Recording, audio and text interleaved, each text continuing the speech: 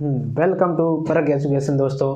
मैं डी के अंजावत आज आपको कोशिका कितने प्रकार की होती है, कोशिका सिद्धांत क्या है, इसके बारे में मैं बताऊंगा। जैसे मैंने पिछले वीडियो में मैंने डाला है कि उसमें कोशिका क्या है और कोशिका सिद्धांत क्या है, उसके बारे में भी बताया। और आज डिटेल से कोशिका सिद्धांत और कोशिका प्रकार और कोशिका सिद्धांत का अपवाद क्या है, ये तीनों चीज़ आज इस वीडियो में अपन समझेंगे। दोस्तों बने रहिए इस वीडियो में। तो सबसे पहले कोशिका सिद्धांत की बात करता हूँ। तो कोशिका सिद्धांत दिया था अपने स्लाइडन एंड समान ने दिया था। ये दिया था 1838 और 39 के अंदर, ठीक है। 1838 और 39 में स्लाइडन व समान ने कोशिका सिद्धांत दिया था। तो इसका मतलब ये स्लाइडन स्वान ने 3 बिंदु बताए थे। तो 3 बिंदु क्या है कि पहला है कोशिका सजीवों की संरचनात्मक एवं क्रियात्मक इकाई होती है। कोशिका सजीवों की संरचनात्मक व क्रियात्मक इकाई होती है। फिर दूसरी लाइन इन्होंने क्या बताई कि सभी सजीवों का निर्माण एक या अन्य कोशिका से होता है, ठीक है दोस्तों। फिर तीसरी लाइन क्या बताई, प्रत्येक कोशिकाओं में आनुवांशिक गुण नियत होता है। आनुवांशिक गुण की बात करूं तो बोले तो एक पीढ़ी से दूसरी पीढ़ी में लक्षणों का स्थानांतरण, एज इट इज लक्षण एक कोशिका से दूसरी कोशिका में मतलब ट्रांसफर हो रहे हैं, ठीक है। वो जैसे डीएनए एंड आरएनए, ठीक है। डीएनए आरएनए ये क्या है, आनुवांशिक, ठीक है। ये अब ये तीनों लाइनों में स्लाइड नंबर 7 ने कोशिका सिद्धांत की उत्पत्ति मतलब कोशिका की उत्पत्ति को नहीं समझाया है। तो मतलब एक वैज्ञानिक और आता है और उसमें कोशिका की उत्पत्ति को समझाता है। तो वो वैज्ञानिक है रुडोल्फ विर्चो वैज्ञानिक है। इन्होंने कोशिका की उत्पत्ति को समझाया कि कोशिका की उत्पत्ति कहाँ से हुई, ठीक है। तो देखो उसने बताया कि नई कोशिका का निर्माण पूर्ववर्ती कोशिका से होता है। नई कोशिका का निर्माण पूर्ववर्ती, एक उदाहरण से समझाता हूँ कैसे नई कोशिका। जैसे एक कोशिका इसका विभाजन हुआ, ये बन गई 2 कोशिका, ठीक है। फिर इसका और विभाजन हुआ, ये भी बन गई, ठीक है दोस्तों, ये बन गई कोशिका, ठीक है। अब ये फॉर्मूला अप्लाई करते, विर्चो का क्या फॉर्मूला अप्लाई करते कि नई कोशिका, ये क्या है, नई कोशिका। इस कोशिका का निर्माण इससे हुआ मतलब पूर्ववर्ती, इसकी जस्ट पूर्ववर्ती ये होगी। तो इस कोशिका का, नई कोशिका का निर्माण पूर्ववर्ती से हुआ। अब इसका निर्माण इसकी पूर्ववर्ती कौन सी होगी, ये होगी, ठीक है। तो मतलब इसकी पूर्ववर्ती ये है जबकि ये नहीं है, ठीक है ना, सीधी बात है। नई कोशिका का निर्माण पूर्ववर्ती कोशिका से होता है। ये था अपने कोशिका सिद्धांत। और अब पढ़ते हैं अपन कोशिका सिद्धांत में अपवाद कौन है, ठीक है, वो पढ़ते हैं। कोशिका सिद्धांत का अपवाद,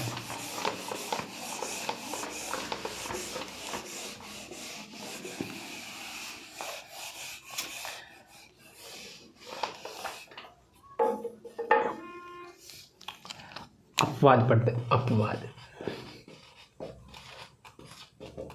कोशिका सिद्धांत का अपवाद। अगर पूछ ले, ये भी क्वेश्चन आ सकता है कि कोशिका सिद्धांत का अपवाद क्या है, तो आप क्या बताओगे कि सर कोशिका सिद्धांत का अपवाद विषाणु है।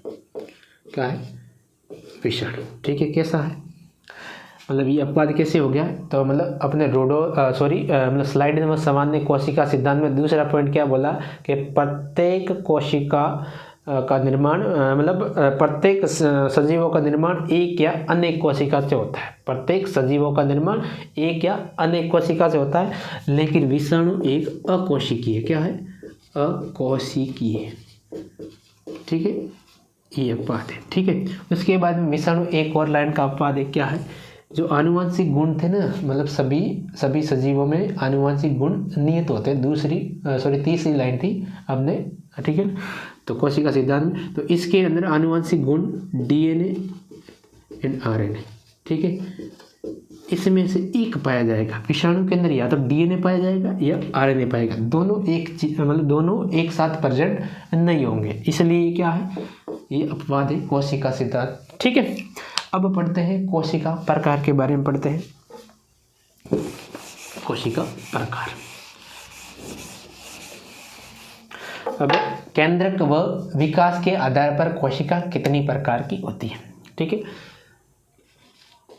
केंद्रक व विकास के आधार पर कोशिका का प्रकार। ठीक है दोस्तों, दो प्रकार की होती है। कितने प्रकार की? दो प्रकार की होती है। पहली है अपनी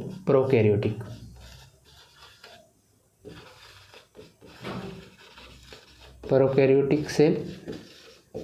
दूसरी है यूकैरियोटिक सेल,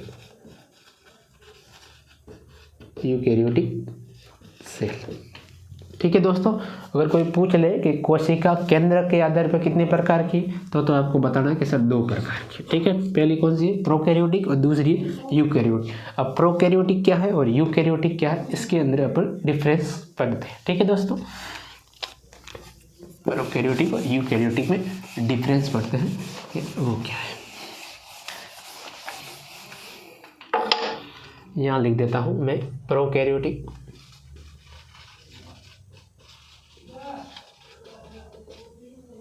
कैरियोटिक सेल, और यहाँ लिख देता हूँ यूकैरियोटिक सेल।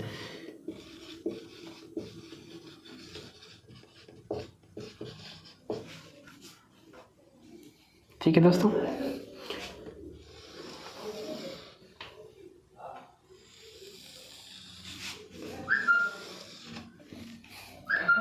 अब पहली लाइन क्या है? प्रोकैरियोटिक के अंदर अल्प विकसित केंद्रक पाया जाता है। अल्प विकसित केंद्रक पाया जाता है। ठीक है, और यूकैरियोटिक में क्या है? यूकैरियोटिक में है सुविकसित केंद्रक पाया जाता है। सुविकसित केंद्रक पाया जाता है। ठीक है, सबसे बड़ा अंतर ये हो गया कि सर प्रोकैरियोटिक के अंदर अल्प विकसित केंद्रक पाया जाता है। कोई क्या लिखता है कि सर केंद्रक पाया ही नहीं जाता है। केंद्रक पाया जाता है लेकिन अल्प विकसित पाया जाता है प्रोकैरियोटिक के अंदर, और यूकैरियोटिक में सुविकसित स्पष्ट न्यूक्लियस पाया जाएगा। ठीक है दोस्तों, अब मैं बात करता हूँ दूसरा पॉइंट क्या है कि इसमें केंद्रक झिल्ली अनुपस्थित होती है। प्रोकैरियोटिक में केंद्रक झिल्ली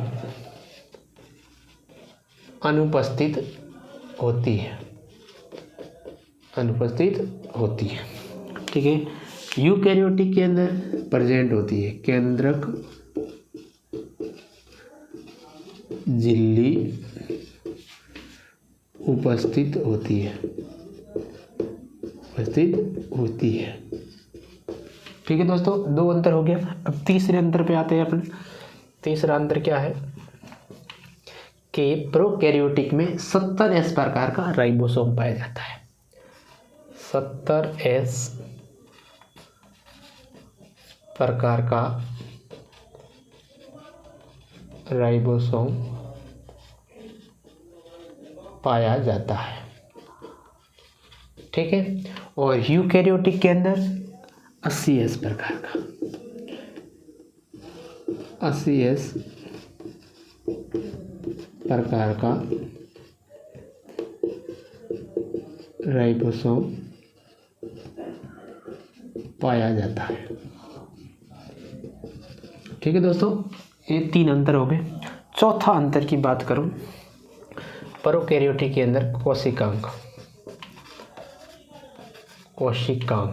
ठीक है, कोशिका के अंदर जो अंग होते हैं कोशिकांग, वो प्रोकैरियोटिक के अंदर कौन कौन से अनुपस्थित होते हैं? एक तो होता है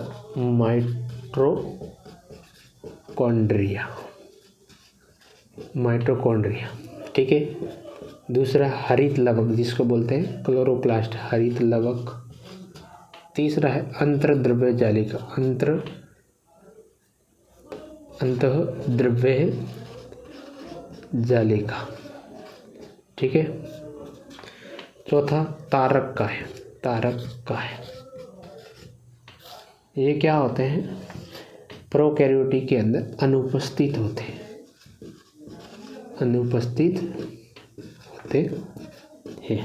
ठीक है, अब यूकैरियोटिक के अंदर यूकैरियोटिक में जैसे माइटोकॉन्ड्रिया को मैं शॉर्ट में लिख देता हूँ MT, माइटोकॉन्ड्रिया, ठीक है। और हरित लवक, क्लोरोप्लास्ट, हरित लवक, ठीक है। अंतःद्रव्य जालिका, अंतःद्रव्य जालिका, इसको इंग्लिश में बोलते हैं एंडोप्लाज्मिक रेटिकुलम, अंतःद्रव्य जालिका, ठीक है। तारक काय, ठीक है। और आदि, ठीक है। ये क्या होते हैं? उपस्थित होते हैं, प्रेजेंट होते हैं, उपस्थित होते हैं, ठीक है। अब 4 अंतर हो गए। 5वां अंतर उदाहरण, अगर आपको पूछ ले कि प्रोकैरियोटिक का सबसे बेस्ट एग्जाम्पल क्या है तो आपको बताना है कि sir BGA, blue green algae, मतलब नील हरित शैवाल और बैक्टीरिया, ठीक है। ये हो गए अपन प्रोकैरियोटिक। अब यूकैरियोटिक का आपको पूछे एग्जाम्पल तो यूकैरियोटिक में आ जाएगा जंतु एंड पादप कोशिका, जंतु एवं पादप कोशिका, ठीक है दोस्तों। अब मैं आपको डिटेल से इसको बताता हूँ, ठीक है। अगर पूछ ले प्रोकैरियोटिक और यूकैरियोटिक में अंतर क्या, एक बड़ा क्वेश्चन भी आ सकता है और इसमें से छोटे क्वेश्चन भी पूछ सकता है, और मतलब कौन कौन से छोटे क्वेश्चन बनेंगे, कौन सा बड़ा क्वेश्चन बनेगा, तो वो आपको मैं बताता हूँ। बड़ा क्वेश्चन सीधा पूछ सकता है कि प्रोकैरियोटिक और यूकैरियोटिक में अंतर को समझाइए, ठीक है। तो दोस्तों मैं बात करता हूँ प्रोकैरियोटिक के अंदर पहली लाइन है अल्प विकसित केंद्रक पाया जाता है, अल्प विकसित केंद्रक पाया जाता है प्रोकैरियोटिक के अंदर, और यूकैरियोटिक के अंदर सुविकसित या स्पष्ट केंद्रक पाया जाता है, ठीक है।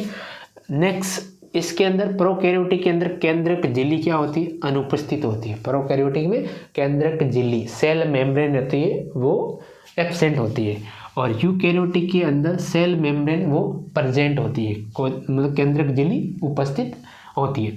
देन प्रोकैरियोटिक में मतलब 70S प्रकार का राइबोसोम पाया जाता है। प्रोकैरियोटिक के अंदर 70S प्रकार का राइबोसोम पाया जाता है। ये छोटा क्वेश्चन भी आ सकता है कि प्रोकैरियोटिक के अंदर कितने प्रकार का राइबोसोम पाया जाता है, तो मतलब 70S प्रकार का पाया जाता है प्रोकैरियोटिक। फिर यूकैरियोटिक में 80S प्रकार का राइबोसोम पाया जाता है। 80 भी पाया जाता है, 70 भी पाया जाता है, दोनों ऑप्शन आ जाए कि 70S और 80S दोनों प्रकार का राइबोसोम भी यूकैरियोटिक में पाया जाता है, ठीक है।